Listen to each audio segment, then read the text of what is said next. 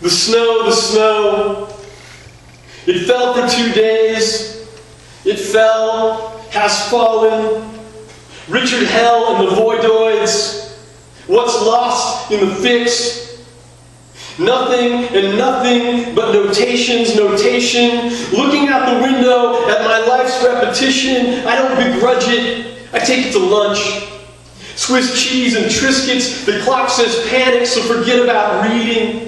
You listen with your heart to the flutter of blood. It was cold. I felt satanic. 2 new stories and a dream of metaphysics. A dream of the classroom. I forgot all the words. So you went out to build a man in the powder.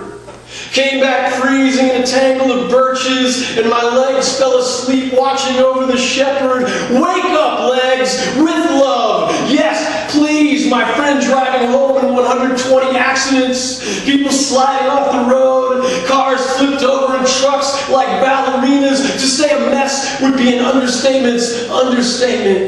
White knuckle driving all the way home. Wee. If I had to fill in the blank generation, I'd get even more out of breath. Then I'd say whatever you want. I got a hole in my universe, chorus. Yeah, I'm the new noises and also all the old ones at the very same time. Orange notebook and loving your presence. Look out the window at the birds and the fishes. When we fall, we're the devil, but when we rise, we're redemption. City Elm, my couch to my yard. Azure is a fancy word for America, where once I heard singing, which is just finery with me. I've got more la-la than medulla oblongata. Hear it fly, it's on my sleeve. This sermon on snow and early punk rock. I will not engage in argument. Let the Kierkegaards and Whitmans duke it out with the critics. The Kierkegaards and Whitmans will win every time.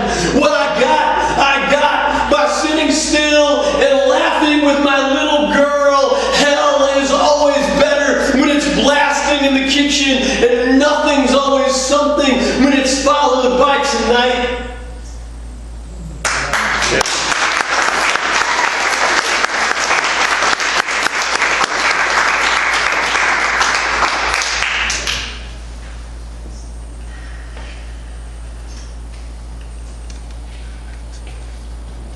My wife on her Vicodin kissing.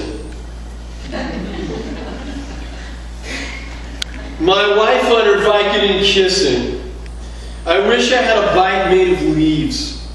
The meat hanging taut in the house of our dog. I wish I had a lightning of trees. No lucky cherries, but blossoms all around me. I sleep in my blowfish who's 12 stories tall. The demands of this think tank are naturally terrific. The deer and the squirrels overwhelming this fall, raining from clouds in the orchard above me, a tricycle writing itself in my book. She walks upon water, drinking Sauvignon Blanc, and takes a few liberties erasing my face. Who writes prescriptions of infinite pieces. Who hears the squeak of our voice when it calls.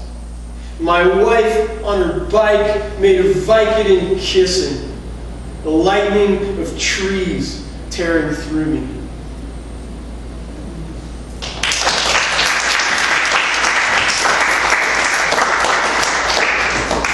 All right, so now I'm going to read something from this new book.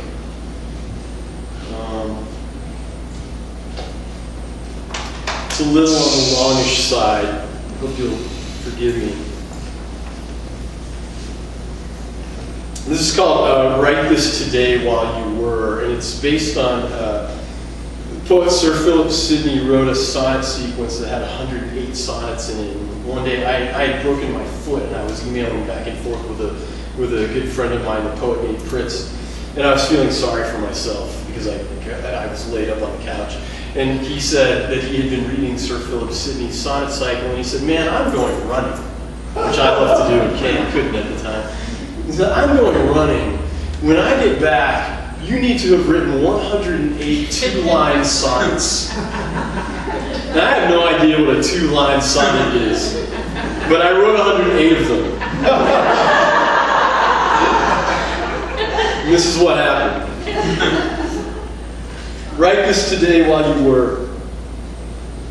How impossible. And yet, it has to be possible, because everything is possible. 2 lines in the snow, or the sand, or the sparrow. This is where I establish my familiars, and also where I pin this to the common ground between us. Icicles glinting in sunlight. The leaves, yes, the leaves, so November and other, and running. Both tomorrow in Ohio and yesterday through Skyways, the weirdest shit ever. I felt worse and I felt a lot better. How are you feeling? What's the next song? That one you'll write today, in the past, for the future. I think it's amazing how everything that is snow or a sparrow or somebody's grass burning greener than a pasture. Like that one in the shadows where I ruined my life, then clawed my way back through the pig-hearted ghostness to some rough approximation of the man who stands before you, lecturing on affect and camouflage and love. My thesis consists of 108 boxes, and I took the idea from Sir Philip Sidney, who isn't my friend, but the friend of a friend plugged into the wall and so charged up that the world bends to greet him wherever he happens. It's Syracuse, or the moon wrapped up in a sparrow, or wrapped up in brown paper, a gift for the butcher, the birches, and life. How impossible. And yet, today, while you were running, you were writing this structure. And Corso, and Shelley, and someone's happy birthday, the weirdest shit ever. I'm feeling like I just made a warehouse full of drawings. Drawing blood and drawing objects, drawing from life and drawing effusive, connecting the dots. One finds November and icicles glinting in sunlight. A pig-hearted iris that used to be my neighbor.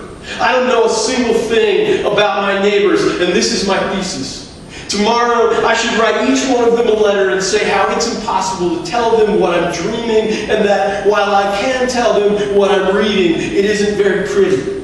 A lot sad, really. One big run-on sentence all the way to the Pacific Ocean, full up with werewolves and deep-sea fishing. It's incredible what the creatures dredge up when they're wishing. Sonnet after sonnet, and Sir Philip Sidney, Sir John Suckling, and even Jones Very. I'm telling you a machine shop, but I'm hoping for affection. I'm hoping to establish the grounds and our familiars.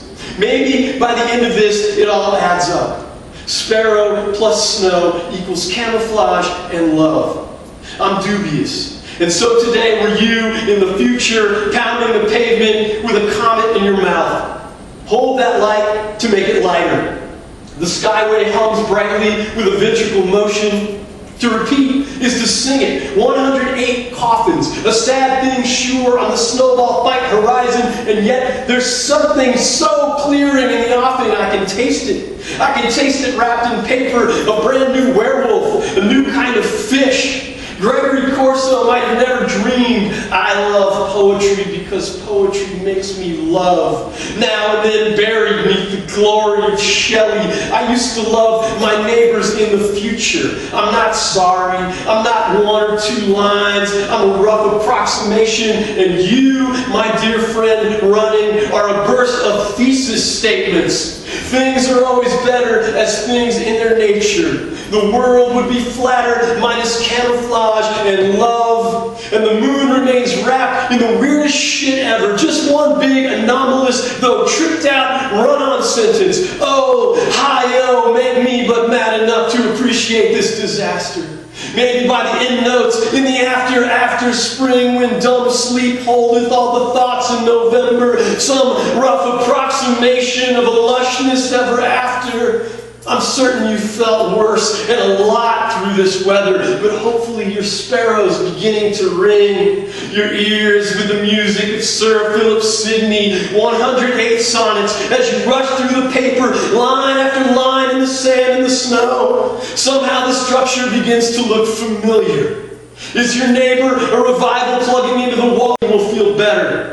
The lecture on affection like a vast and thrilling ocean, the werewolves' faces and the icicles' glances. It may seem a little silly through the past to the future, but what you make this minute will seduce the burning starlet. Might as well enjoy it, tasting sonnet after sonnet in this world so elastic, or some other dreaming thesis, though I have my doubtful doubts in dear Ohio where I'm training, that state in the shadows where I've ruined my life, everybody drowning in a sparrow wrapped in paper. It's amazing, sea creatures, what you dredge into the light. If something needs to change here, then something better might. This running and running, belligerent and battering. Let me finally tell you a story. Once upon a time, backing out of the driveway, I stole every good thing that I'd ever made a sentence. So when the werewolves with their faces woke me up the next morning, I was lost completely in a tricked-out run-on sadness, where the best that I could hope for is tomorrow feeling better, or a rough approximation of the man I used to lecture. The skyway hummed brightly in a ventricle motion. My friend drew 2 lines in the snow and said, cross them. 108 thoughts poured into my ocean. You wrote this morning, so you're Sir Philip Sidney. I was Jones Barry or Sir John Suckling at the after party in the paper of November. So much is cold and frightening, but we've learned to do it better. To claw and to lobster another lost familiar. The grounds where we charge in the wall of the park. The leaves falling over like old men in the trees. Old birds throning in the aviary sparkle. As I say, it was terrible. A hammer-headed morning.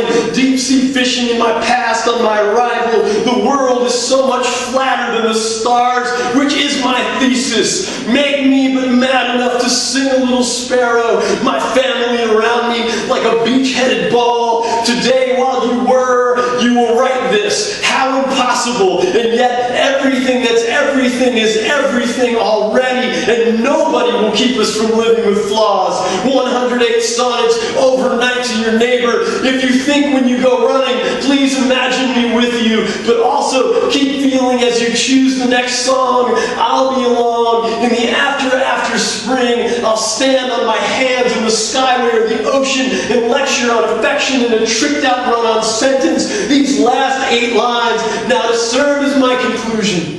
Sometimes I just like to send electric currents and hope they hit somebody in the stomach or the heart. But today, I'm also spinning out these nerves in your direction. It was all your idea in the future, right this minute. Once upon a time, backing out of the driveway, I woke up buried in a mountain of sonnets. This final one's for you, and it's the weirdest shit ever. I pin it to the common ground between us.